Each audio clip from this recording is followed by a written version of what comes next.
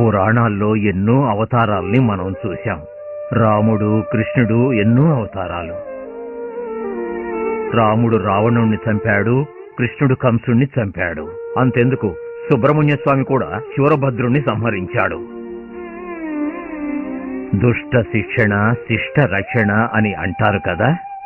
ఆ భగవంతుడు దుష్టుల్ని సంహరించి తనకిష్టులైన వారిని రక్షిస్తూనే ఉంటాడు.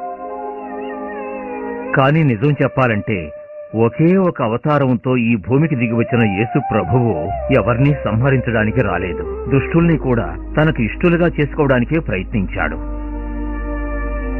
పాపాన్ని కడిగి పాపుల్ని స్వీకరించే యేసు ప్రభువుని నేను దైవస్వరూపునిగా భావిస్తాను.